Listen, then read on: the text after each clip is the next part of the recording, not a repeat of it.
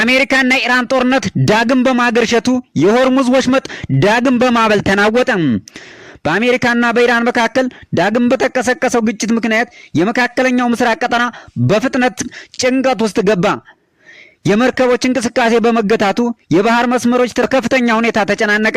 በዚህም ሳቢያ የዓለም ኢኮኖሚ በከፍተኛ ስጋት መናወጥ ጀመረ። የሁለቱ ሀገራት ግጭት በአንድ ቀጠና ብቻ የሚወሰን ሳይሆን የዓለምን የኃይል ሚዛን የሚያናውጥ የኢኮኖሚና የንግድ እንቅስቃሴ መስመሮችን የሚያውክ እንዲሁም በሚሊዮኖች የሚቆጠሩ ሰዎችን ኑሮ የሚነካ አደገኛ ቀውስ ሆኖ ተከሰተ። ይህ አውዳሚ ጦርነት የተቀሰቀሰው በየካቲት ወር አሜሪካ በኢራን ቁልፍ ወታደራዊና ስልታዊ ኢላማዎች ላይ ድንገተኛ የአየርና የሚሳይል ጥቃት በመፈጸሟ ነበር። በጦርነቱ መጀመሪያ ቀን አሜሪካ በፈጸመችው ጥቃት ኢራን መሪዎቿንና ወታደራዊ አዛዦቿ በመገደላቸው ቴህራን የሐዘን ማቅ ለበሰች። በዚህ የተበሳጨችው ቴህራን ሳትውል ሳታድር ፈጣንና ከባድ ያጸፋ ምላሽ በመስጠት የዓለምን የኃይል ሚዛን እንደገና ወደ አዲስ አቅጣጫ እንዲያመራ አደረገችው። ሀገራት ተሻግሮ በቀጠናው ሀገራት ላይም ከፍተኛ ጫና ማሳደር በመጀመሩ ዓለም በሙሉ በጥንቃቄ የሚመለከተው አደገኛ ቀውስ ሆኖ ተከስቷል። ይህንን ቀውስ ለማስቆም ሁለቱ ሀገራት የ90 ቀናት የተኩስ አቁም ስምምነት ተፈራርመው ነበር።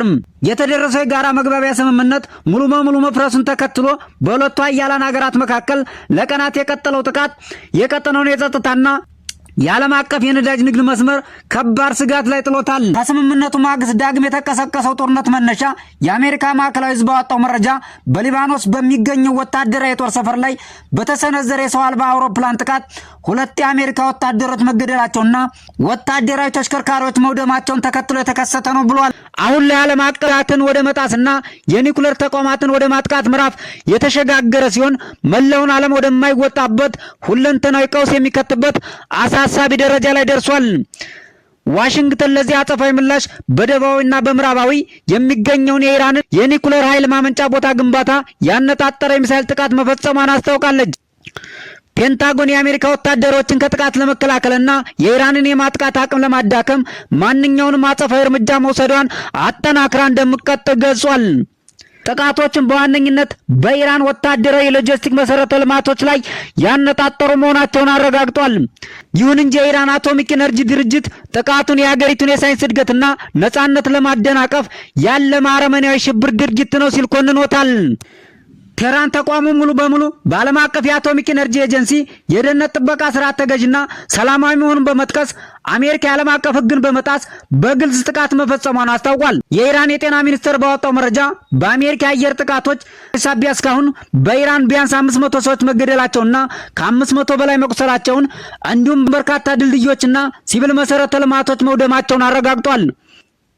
ለአሜሪካ ጥቃት የኢራን ወታደራዊ ምላሽ ፈጣንና መጠነ ሰፊ ሲሆን የኢራን እስላማዊ አብዮታዊ ጥበቃ ኃይል 20ኛ ምዕራፍ ላይ የደረሰውን የሚሳይልና የድሮን ጥቃት የሰነዘረች ሲሆን የኢራን መደበኛ ጦር በበኩሉ 15ኛ ምዕራፍ የጥቃት ዘመቻ እያካሄድኩ ነው ብሏል። በኪዩት የሚገኘውን የአሜሪካ የአየር ኃይል ሰፈርና ሌሎችን የጦር ካምፕና የሎጂስቲክ ማዕከላትን እንዳልነበረ ማድረጉን አስታውቋል።